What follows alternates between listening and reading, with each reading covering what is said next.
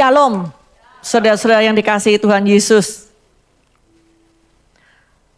Saya akan sharing kebenaran firman Tuhan. Sepakat perkataan Tuhan atas hidupmu. Saudara, coba saudara imajinasikan ya. Di dalam kehidupan kita sehari-hari, jika saudara melihat seorang ayah yang kaya raya, memiliki segalanya, dan ayah ini memiliki beberapa anak.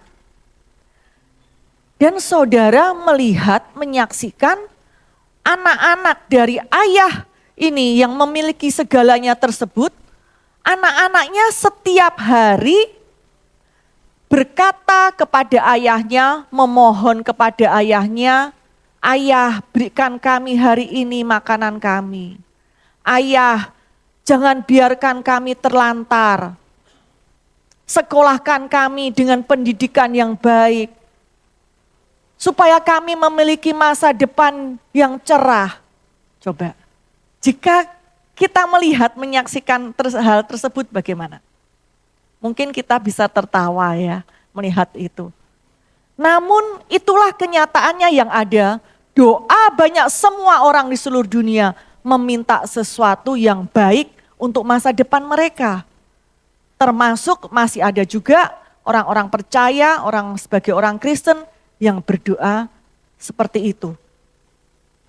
Sekarang kita akan lihat apa kata Tuhan tentang rancangan Tuhan di dalam kehidupan kita.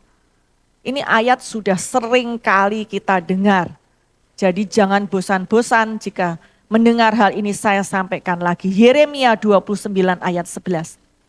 Firman Tuhan mengatakan, "Sebab aku ini mengetahui rancangan-rancangan apa yang ada padaku mengenai kamu." Demikianlah firman Tuhan, yaitu rancangan damai sejahtera dan bukan rancangan kecelakaan, untuk memberikan kepadamu hari depan yang penuh harapan. Kalau kita merenungkan ayat ini, dari ayat ini jelas kita mengetahui semestinya tidak perlu diminta. Jelas sekali memang itulah yang ada di dalam pikiran Tuhan.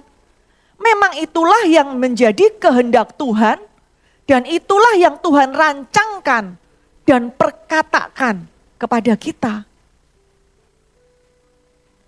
Nah, selain dari akibat dosa yang sudah masuk di dalam kehidupan manusia dan kehidupan di muka bumi ini, ketika manusia pertama kali jatuh ya, manusia pertama jatuh di dalam dosa, mengapa banyak dijumpai hal-hal yang tidak baik di dalam segala segi kehidupan, pernikahan, ekonomi, kesehatan, dan yang lainnya yang dialami oleh banyak orang percaya. Mereka menganggap, aku sudah melakukan yang terbaik, segala usaha sudah aku lakukan, aku sudah membaca firman Tuhan. Itu salah satunya yang saya terima dari seseorang yang mengatakan seperti itu. Aku sudah merenungkan, sudah membaca firman Tuhan dan aku sudah melakukan. Namun tidak merubah keadaan. Sehingga menganggap, atau mungkin ini Tuhan menghendaki demikian terjadi. Atau juga menganggap itu hukuman Tuhan. Saya ingat cerita tentang Salomo ya. Itu di 1 Tawarikh 22 ayat 9 dan 10. Di sini diceritakan sesungguhnya seorang anak laki-laki akan lahir bagimu. Ia akan menjadi seorang yang dikaruniai keamanan. Aku akan mengaruniakan keamanan kepadanya dari segala musuhnya di sekeliling. Ia akan bernama Salomo.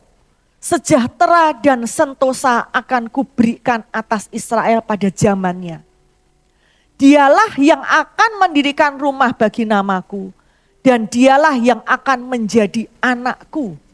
Dan aku akan menjadi bapaknya. Aku akan mengokohkan tahtanya. Nah, itulah perkataan Tuhan rancangan Tuhan di dalam kehidupan Salomo. Sungguh luar biasa ya. Kita akan melihat bagaimana respon Daud terhadap apa yang Tuhan telah katakan. Terhadap janji Tuhan itu semua kita akan lihat di 1 Raja-Raja 2 ayat 3 dan 4. Lakukanlah kewajibanmu dengan setia terhadap Tuhan Allahmu, dengan hidup menurut jalan yang ditunjukkannya, dan dengan tetap mengikuti segala ketetapan, perintah, peraturan, dan ketentuannya, seperti yang tertulis di dalam hukum Musa, supaya engkau beruntung dalam segala yang kau lakukan, dan dalam segala yang kau tuju, dan supaya Tuhan menepati janji yang diucapkannya tentang aku, yakni jika anak-anakmu laki-laki tetap hidup di hadapanku dengan setia, dan dengan segenap hati, dan dengan segenap jiwa, maka keturunanmu takkan terputus dari tahta kerajaan Israel. Wah, ini luar biasa rancangan Tuhan yang begitu lengkap, luar biasa terhadap apa yang dikatakan kepada, janjikan kepada Daud dan keturunannya Salomo. Maka Daud mengarahkan, membawa kepada apa yang Tuhan tunjukkan, ketetapan, perintah, peraturan, ketentuan yang Tuhan yang mempunyai rencana tersebut. Daud mengarahkan hal ini kepada Salomo. Ya, membawa kepada apa yang Tuhan sudah tunjukkan, apa yang menjadi ketetapan Tuhan, perintah Tuhan, peraturan dan ketentuan itu terhadap Salomo. Karena itu Tuhan yang mempunyai rancangan. Maka Salomo itu harus dibawa kepada mengikuti apa yang mempunyai pribadi yang mempunyai rancangan tersebut.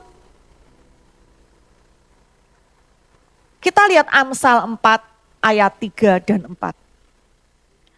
Karena ketika aku masih tinggal di rumah ayahku sebagai anak, lemah dan sebagai anak tunggal bagi ibuku, aku diajari ayahku, katanya kepadaku, biarlah hatimu memegang perkataanku, berpeganglah pada petunjuk-petunjukku, maka engkau akan hidup. Setelah Tuhan memperkatakan rancangan Tuhan tersebut, respon Daud ini apa? Mengarahkan, memberikan Salomo untuk mengarahkan, mengikuti apa yang menjadi petunjuk pribadi yang memiliki rancangan. Dibawa kepada apa yang tuntunan Tuhan, semua peraturan yang Tuhan berikan. Nah, di sini dikatakan bahwa saat Daud mau apa yang Tuhan rancangan itu tergenapi di dalam kehidupan Salomo. Sehingga Daud mempersiapkan Salomo. Salomo diajari oleh Daud, ya. Dan Salomo dibesarkan untuk menjadi raja itu sejak lahir. Di sini dikatakan bahwa biarlah hatimu memegang perkataanku, berpeganglah pada petunjuk-petunjukku, maka engkau akan hidup. Salomo menulis kitab Amsal ini, Salomo yakin bahwa didikan yang baik perlu didengar dan dilakukan. Nah, tadi yang dikatakan yang diajarkan oleh Salomo ini, ya, untuk memegang perkataan, berpegang petunjuk-petunjukku, maka engkau akan hidup. Apa yang diajarkan ini sesuai dengan apa yang firman Tuhan katakan di Yohanes 6 ayat 63. Saya akan bacakan di versi bahasa Indonesia masa kini. Yang membuat manusia hidup ialah Roh Allah. Kekuatan manusia tidak ada gunanya. Kata-kata yang kukatakan kepadamu ini adalah kata-kata Roh Allah dan kata-kata yang memberi hidup. Saya percaya kebenaran firman Tuhan inilah yang diajarkan Daud kepada Salomo. Kata-kata Roh Allah adalah kata-kata yang memberi hidup. Itu yang perlu kita pegang. Namun apa yang kita lihat di dalam perjalanan kehidupan Salomo? Tuhan sudah katakan, aku akan mengaruniakan keamanan dari segala musuh di sekelilingnya. Namun jika kita lihat ya di Alkitab tentang perjalanan kehidupan Salomo, Salomo dengan caranya sendiri untuk mengamankan negerinya. Padahal Tuhan sudah menjanjikan itu, namun bukan dengan caranya Tuhan. Salomo dengan caranya sendiri supaya negerinya aman dengan mengawini perempuan-perempuan di negara-negara tetangga dari negerinya. Padahal di 1 Raja-Raja 11 ayat 2 dikatakan, padahal tentang bangsa-bangsa itu Tuhan telah berfirman kepada orang Israel, janganlah kamu bergaul dengan mereka, dan mereka pun janganlah bergaul dengan kamu. Sebab sesungguhnya mereka akan mencondongkan hatimu kepada Allah-Allah mereka. Hati Salomo telah terpaut kepada mereka dengan cinta. Salomo tidak berpegang kepada perkataan dan petunjuk-petunjuk Tuhan. Sehingga bukan kehidupan yang diterimanya, namun mencondongkan hatinya kepada Allah-Allah mereka, Allah-Allah perempuan-perempuan yang dinikahi tersebut. Nah, hal ini sama dengan Abraham. Tuhan sudah menjanjikan bahwa Abraham akan menjadi bapak segala bangsa. Namun Abraham berjalan dengan maunya sendiri. Dengan pikirannya sendiri, keputusannya sendiri, maka lahirlah Ismail. Dan dampaknya kita masih lihat sampai sekarang ini. Nah, perlu kita ketahui bahwa apa yang Tuhan sudah rancangkan sama sekali tidak meniadakan free will kita. Saya ulangi ya. Apa yang Tuhan sudah rancangkan sama sekali tidak meniadakan kehendak bebas kita. Tuhan itu bukan pribadi yang memaksakan kehendak. Firman Tuhan katakan bahwa, tadi firman Tuhan katakan rancangan Tuhan itu rancangan damai sejahtera. Bukan rancangan kecelakaan. Nah, rancangan itu apa? Rancangan itu purpose-nya Tuhan, tujuan Tuhan. Dari ayat ini jelas seharusnya kita bisa menangkap jika ada hal-hal yang tidak baik di dalam perjalanan kehidupan kita, jelas bukan rancangan Tuhan, bukan kehendak Tuhan atau diizinkan Tuhan, dan juga bukan tujuan Tuhan di dalam kehidupan kita. Karena jelas Tuhan mengatakan tujuan rancangan Tuhan itu adalah damai sejahtera. Nah, sekarang kita harus tahu apa itu damai sejahtera. Damai sejahtera adalah shalom, yaitu aman, selamat, tentram, sehat, makmur, sejahtera, dan lain sebagainya. Itulah rancangan Tuhan, hari depan yang penuh harapan. Apalagi kita di dalam Kristus menerima keselamatan, yaitu dari kata sozo. Ya, itu luar biasa, semua Tuhan sudah pulihkan, hubungan kita dengan Tuhan. Kesehatan, kesembuhan, kemakmuran, semuanya ada di dalam satu paket lengkap, namanya keselamatan itu. Coba kita bayangkan tentang Adam dan Hawa. Kurang apa mereka di Taman Eden? Ya, semua yang dibutuhkan itu semua Tuhan sediakan.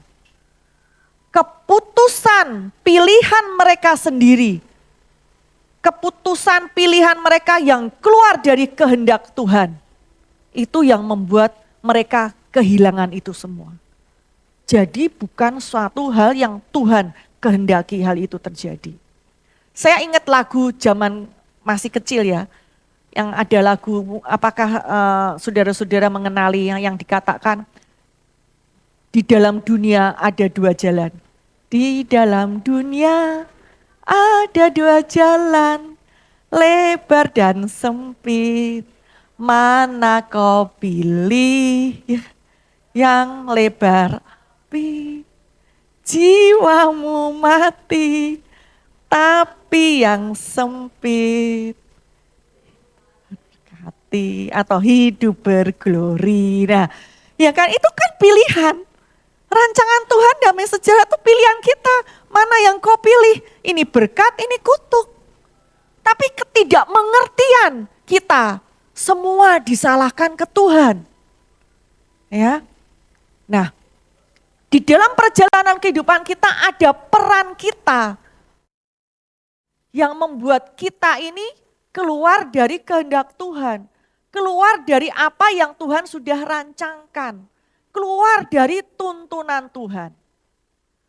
Nah, ketika diberitakan kebenaran firman Tuhan seperti hari ini tentang janji Tuhan atas kita, rancangan Tuhan atas hidup kita, kita semua mengatakan aku percaya. Ada amin? Amin, ya kan begitu kan? Sepakat? Ya sepakat. Mau sepakat dengan apa yang Tuhan katakan? Nah sekarang pertanyaannya, sepakat yang seperti apa? Apakah cukup kita mengatakan yes amin, aku sepakat. Kemudian pulang mikir, terus aku harus gimana ya? Aku sudah katakan amin, aku sudah bilang sepakat, terus bagaimana? Nah, kita mau belajar hal ini. Tentu kita mau semua apa yang Tuhan rancangan terjadi di dalam kehidupan kita. Roma 3 ayat 2 sampai 4. Ini dalam versi King James Version. Banyak sekali dan di dalam segala hal, pertama-tama sebab kepada merekalah dipercayakan firman Allah. Jadi bagaimana jika di antara mereka ada yang tidak percaya? Dapatkah ketidakpercayaan itu membatalkan iman Allah? Sekali-kali tidak. Sebaliknya Allah adalah benar dan semua manusia pembohong seperti ada tertulis supaya engkau ternyata benar dalam segala firman-Mu dan menang jika engkau dihakimi. Jadi firman Tuhan itu luar biasa. Ya. Perhatikan ayat ini. Dari ayat ini jika kita renungkan, itu saya buat dengan huruf besar semua. Dari ayat ini perhatikan yang huruf besar semua. Firman Allah ya, dan iman Allah. Dari ayat ini jika kita renungkan, artinya setiap firman Tuhan, apa yang Tuhan telah katakan, itu adalah iman Allah. Ya, jadi firman Allah itu adalah iman Allah. Setiap firman apa yang Tuhan telah katakan, yang Tuhan mau, Tuhan menghendaki, ada jaminan hal itu terjadi di dalam kehidupan saya dan kehidupan saudara. Itu imannya Tuhan itu seperti itu. Namun jika itu tidak terjadi, hanya satu penghalangnya, yaitu di pihak kita, yaitu karena tidak percaya. Nah dikatakan, apakah ketidakpercayaan itu membatalkan iman Allah? Tidak. Firman Tuhan sendiri tidak kehilangan kuasanya. Tadi pertama kita mempercayai, ya. Kemudian kita mengubah pola pikir kita sesuai kebenaran firman Tuhan. Supaya kita bisa berjalan bersama. Kita percaya nih, firman Tuhan yang mengatakan oleh bilut-bilut Tuhan Yesus, aku telah disembuhkan. Firman Tuhan bilang telah menyembuhkan kita. Namun kita masih berdoa, Tuhan sembuhkan aku. Artinya apa? Artinya dia tidak mengerti. Artinya dia tidak paham. Jelas firman Tuhan bilang, oleh bilur-bilurku kamu telah sembuh. Tuhan yang mengampuni dosa dan pelanggaran itu juga yang menyembuhkan. Artinya kalau masih berdoa meminta, artinya dia tidak memahami tentang karya penebusan Yesus di kayu salib itu. Sehingga Yesus mengatakan telah sembuh ini dia enggak paham, dia enggak mengerti. Sehingga dia masih berdoa dengan hal seperti itu yang meminta. Nah ini kan berlawanan. Kemudian selain itu masih mempercayai bahwa kejadian yang tidak baik, sakit penyakit atau apapun itu diizinkan Tuhan. Itu kehendak Tuhan. Artinya dia nggak memahami bagaimana jika tidak memahami untuk dia bisa berjalan sepakat dengan Tuhan. Dia nggak akan bisa. Tidak bisa berjalan sepakat dalam arti apa? Menggunakan otoritas itu nggak akan bisa. Tidak bisa menggunakan otoritas untuk menghadapi hal-hal yang tidak baik itu. Karena diawali tidak memahami itu semua. Gimana mau bisa sepakat? Bisa melakukan, bekerja sama-sama dengan Tuhan? Pasti tidak bisa. Kita lihat Mazmur 32 ayat 8. Firman Tuhan mengatakan, aku hendak mengajar dan menunjukkan kepadamu jalan yang harus kau tempuh. Aku hendak memberi nasihat, mataku tertuju kepadamu. Ini luar biasa. Dari sini kita bisa melihat bahwa Tuhan itu pengajar. Aku hendak mengajar dan menunjukkan. Tuhan itu pengajar, membimbing kita, mengarahkan kita kemana kita harus melangkah. Dan ini luar biasa, dikatakan mataku tertuju kepadamu. Tuhan terus-menerus mencari kesempatan untuk menuntun, memimpin, mengajar dan melatih kita.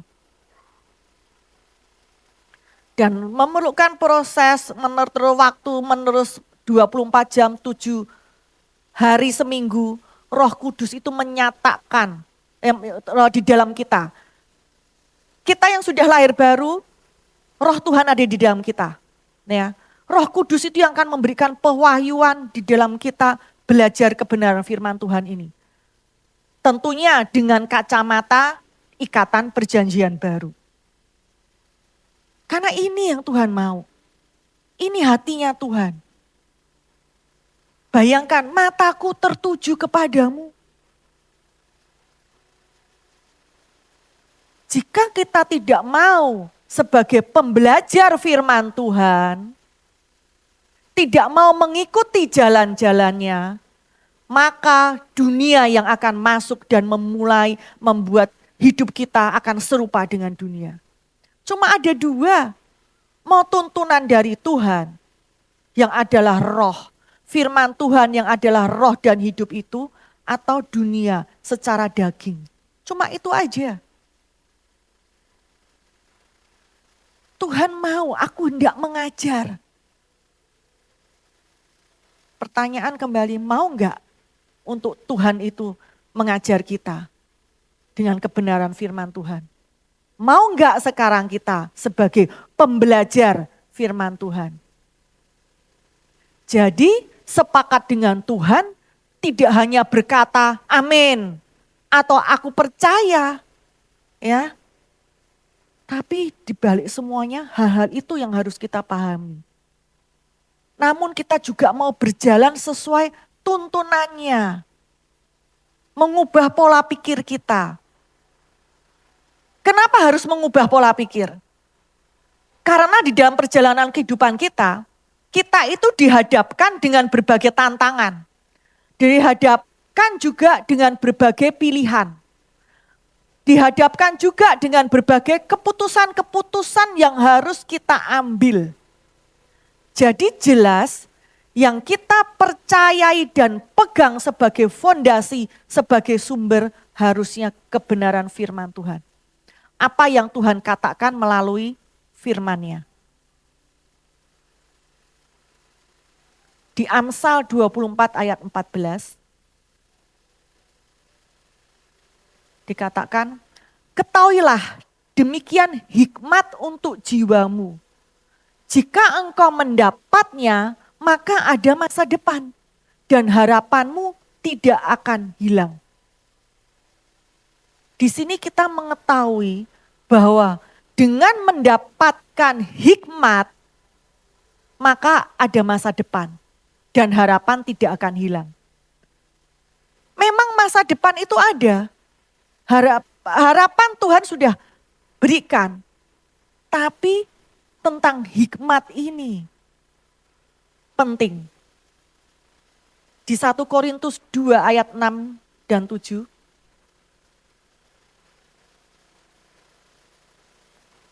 Firman Tuhan katakan, sungguh pun demikian, kami memberitakan hikmat di kalangan mereka yang telah matang. Yaitu hikmat yang bukan dari dunia ini. Dan yang bukan dari penguasa-penguasa dunia ini. Yaitu penguasa-penguasa yang akan ditiadakan. Tetapi yang kami beritakan ialah hikmat Allah yang tersembunyi dan rahasia yang sebelum dunia dijadikan telah disediakan Allah bagi kemuliaan kita. Dari ayat ini kita bisa mengetahui bahwa ada dua hikmat. Hikmat dari Allah dan hikmat dari dunia. Nah, roh kita ini sudah sempurna ya. Karena kita percaya Yesus sebagai Tuhan dan Juru Selamat. Firman Tuhan katakan di 1 Korintus 6 ayat 17, barang siapa menyatukan diri dengan Allah, menjadi satu roh dengan Allah.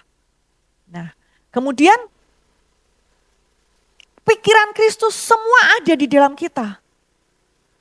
Dengan mengubah pola pikir ini, maka hal-hal yang sudah diberikan itu berpengaruh di dalam pikiran kita secara fisik ini. Seperti itu. Ya. Mengubah pola pikir kita itu berpengaruh di dalam pikiran fisik kita ini. Pikiran Kristus semua ada di dalam kita. Perlunya berubah pola pikir untuk itu tidak hanya di dalam roh saja. Namun di dalam pola pikir kita, pikir secara fisik itu pun terjadi perubahan sesuai mentransformasi pola pikir kita secara fisik juga. Itu yang dimaksud hikmat untuk jiwa. Sehingga kita tidak lagi bersandar pada pikiran kita sendiri. Nah, segala yang tidak baik terjadi dalam kehidupan kita karena mereka bersandar pada pengertian mereka sendiri. Karena bersandar pada pengertian mereka sendiri sehingga mereka mengikuti cara mereka sendiri. Keputusan-keputusan yang mereka ambil juga berdasar pikiran mereka sendiri. Seperti yang Salomo lakukan, seperti yang Abraham lakukan. Jadi betapa pentingnya tentang pikiran kita, kenapa harus merubah pola pikir. Selain itu banyak orang-orang memilih ya, ketika orang-orang memilih apa yang ingin mereka lakukan dengan cara mereka sendiri, menurut pemikiran sendiri, namun mereka berdoa, Tuhan berkati apa yang aku lakukan. Kan banyak, mereka enggak tanya Tuhan, mereka berdasar caranya sendiri, pemikirannya sendiri, kemudian meminta Tuhan memberkati. Kan namanya memaksa Tuhan, ya. Meminta Tuhan tuh menyetujui hal-hal yang bukan dari Tuhan. Yang belum tentu juga apa yang kita pikirkan rancangan itu mendatangkan kebaikan buat kita. Karena yang tahu pasti, yang tidak berdusta itu adalah Tuhan. Memiliki rancangan yang luar biasa di dalam kehidupan kita. Padahal jika kita melakukan apa yang Tuhan tuntun, ya, kita melakukan apa yang Tuhan tuntun, apa yang Tuhan arahkan, otomatis hal itu kita berjalan atau hidup di dalam berkatnya Tuhan. Di situ ada masa depan. Harapan pasti tidak akan hilang. Kenapa dibilang tidak kehilangan masa depan? Karena kita berjalan di dalam tracknya Tuhan. Ketika kita tidak berjalan di dalam tuntunan Tuhan, itu kita sendiri yang keluar dari jalur yang Tuhan tuntun. Bukan Tuhan yang menghukum melempar kita. Bukan seperti itu. 1 Korintus 2 ayat 14 dikatakan, tetapi manusia duniawi tidak menerima apa yang berasal dari roh Allah. Karena hal itu baginya adalah suatu kebodohan. Dan ia tidak dapat memahaminya. Sebab hal itu hanya dapat dinilai secara rohani. Kita yang sudah lahir baru, ada roh Allah di dalam kita. Seharusnya hidup kita tidak sama dengan manusia duniawi. Seharusnya kita mengikuti tuntunan roh. Pikiran dunia itu berbeda dengan apa yang menjadi pikiran Allah. Contoh, dunia mengatakan hemat pangkal kaya. Itu dunia, semua orang dunia menganut itu. Firman Tuhan katakan apa? Ada yang menyebar harta tetapi bertambah kaya. Ada yang menghemat secara luar biasa ini, pakai luar biasa loh. Tuhan gak cuma katakan menghemat, tapi menghemat secara luar biasa. Namun selalu berkekurangan. Orang dunia gak memahami, gak mengerti. Bodoh. Itu dunia mengatakan seperti itu. Ya. Nah, kita dengan hal mana kita mau sepakat sekarang? Kan seperti itu. Seharusnya kita tidak berpikir hal-hal yang yang dari roh, bukan hal-hal yang dari dunia. Juga banyak nih ya, orang percaya yang saya amati, masih berpikir juga seperti ini. Menganggap jika sesuatu yang dari Tuhan, apa yang sudah dia rancangkan, rencanakan, dia menganggap dari Tuhan apa yang dia rancangkan ini berjalan lancar. Nah, lancar, berjalan tanpa hambatan, dia mengatakan itu dari Tuhan. Mereka mengandalkan pada tanda-tanda dari daging, dari dunia seperti itu. Ya. Wah, ini berjalan lancar kok, ini kehendak Tuhan. Hampir semua mengatakan seperti itu. Tidak memakai tanda dari hasil hubungan dia dengan Tuhan.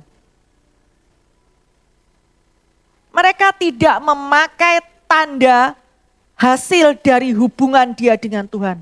Namun berdasar panduannya seperti itu. Kalau lancar ini dari Tuhan. Kalau ada halangan ini Tuhan tidak kehendaki. Banyak kan mengatakan seperti itu. Kita akan lihat salah satu contoh. Ketika Paulus melayani, 1 Tesalonika 2 ayat 17, 18. Ini Paulus ketika mau melayani ya, dia bilang, tetapi kami saudara-saudara yang seketika terpisah dari kamu, jauh di mata tetapi tidak jauh di hati. Sungguh-sungguh dengan rindu yang besar telah berusaha untuk datang menjengukmu. Nah ini Paulus mau datang menjenguk gitu ya. Sebab kami telah berniat untuk datang kepada kamu, aku Paulus, malahan lebih dari sekali. Tetapi iblis telah mencegah kami. Banyak yang menganggap sesuatu yang tidak lancar, tidak mulus, itu bukan dari Tuhan. Namun di sini kita melihat pelayanan Paulus itu dari Tuhan.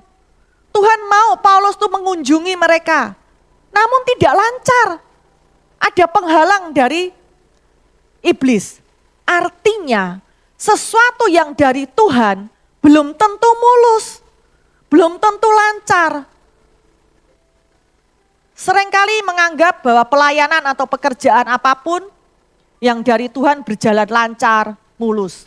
Begitu pula sebaliknya. Orang yang menganggap kalau lancar, mulus, pasti kehendak Tuhan. Ternyata tidak. Coba sekarang bayangkan saudara. Saudara di pasar, lihat copet.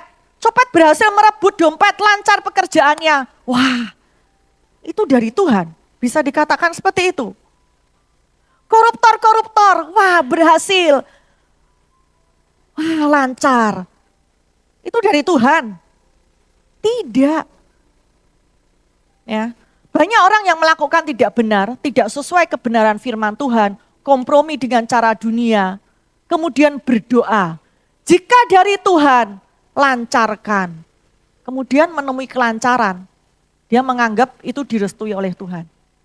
Standarnya bukan itu. Ya, standar yang mereka pakai bukan berdasar hubungan dia dengan Tuhan. Matius 14 ayat 22, 24. Di sini Yesus ketika memerintahkan murid-murid menyeberang dengan perahu. Yesus yang suruh.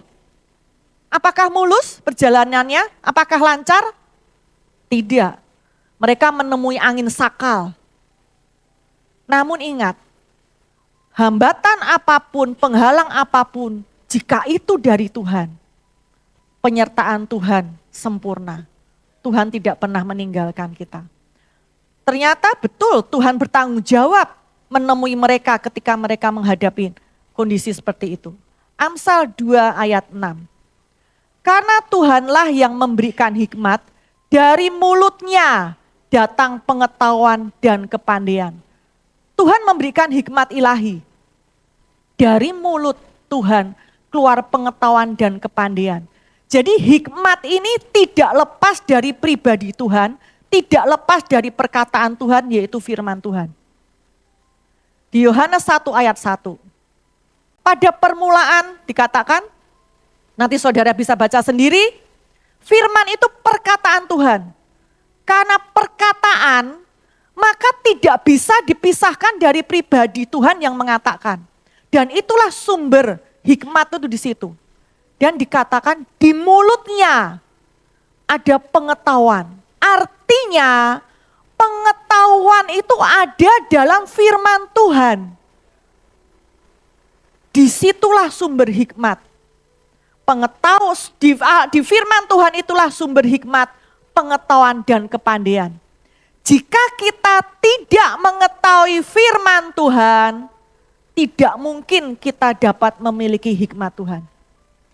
Jadi perlu diawali, harus kita mengetahui kebenaran firman Tuhan itu, yang berisi kehendak Tuhan.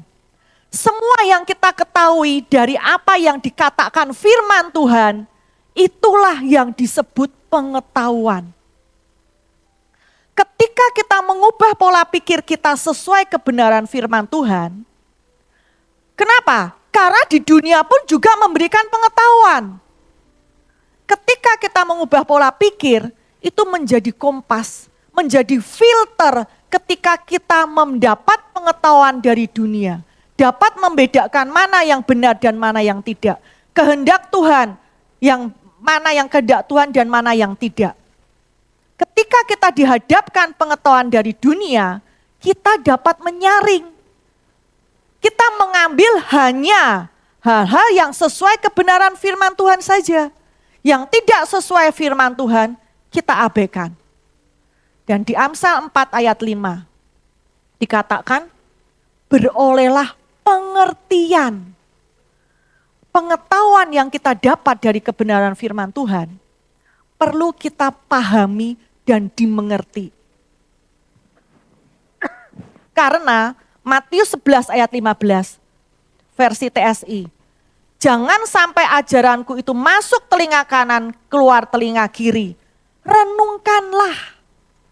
Kita perlu memahami interaksi manusia dengan firman Tuhan. Oleh karena itu Tuhan mengarahkan kita untuk kita merenungkan. Ya, ingat kan Yosua, ya, di Yosua 1 ayat 8, memperkatakan Taurat renungkan. Jangan lupa memperkatakan Taurat renungkan siang dan malam. Dikatakan seperti itu, maka perjalananmu akan berhasil dan beruntung. Merenungkan dari kata haga, ya, mengimajinasikan, menggambarkan di dalam pikiran kita apa yang ada di dalam firman Tuhan. Membayangkan, menciptakan di dalam pikiran kita. Nah, apa yang kita baca, apa yang dikatakan firman Tuhan itu yang disebut pengetahuan. Kemudian kita renungkan. Maka di 1 Korintus 2 ayat 12 versi TSI dikatakan, sekarang yang kita terima bukan roh dari dunia ini, melainkan roh Allah. Maka dengan bantuan rohnya kita dimampukan untuk mengerti hal-hal yang Allah berikan kepada kita. Dengan merenungkan, maka Roh Kudus ini yang akan membuat kita memahami pesan apa yang dikatakan firman Tuhan tersebut. Dengan kita memahami, mengerti pesan firman Tuhan tersebut, maka sesuai dengan Matius 13 ayat 23, ditabur tanah yang baik ketika kita mendengar firman dan mengerti, maka akan berbuah.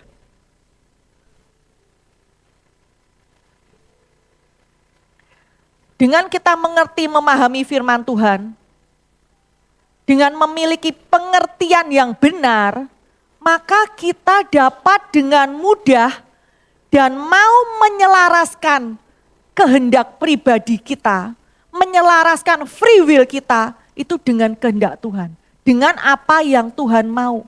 Karena kita mengerti, jadi enggak latah ikut-ikutan. Jadi kita mengikuti petunjuk-petunjuk Tuhan. Sehingga di dalam kita mengambil keputusan, saya ulangi, perhatikan. Ketika kita mengambil keputusan, kita sudah memiliki perbendaharaan, pengetahuan yang benar. Itu yang dari firman Tuhan. Dan pengertian yang benar. Maka Roh Kudus akan memunculkan apa yang sudah kita peroleh dalam perbendaharaan ini, apa yang sudah kita mengerti, sehingga kita dapat mengeterapkan pengertian tersebut di dalam kehidupan kita ketika kita menghadapi situasi-situasi tertentu. Itulah hikmat.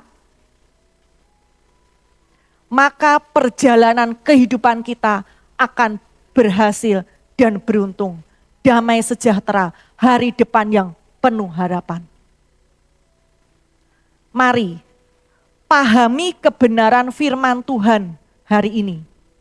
Maka hal itu akan memunculkan kemauan untuk kita bertindak, untuk kita menyediakan waktu, mau belajar firman Tuhan, mau mempercayai dan mengubah pola pikir kita sesuai kebenaran firman Tuhan. Roh Kudus yang ada di dalam saya dan saudara, itu yang akan membuat saya dan saudara mengerti. Sehingga kita dapat bekerja sama, sepakat dengan Tuhan untuk menggenapi rancangan Tuhan di dalam kehidupan kita. Tuhan Yesus memberkati.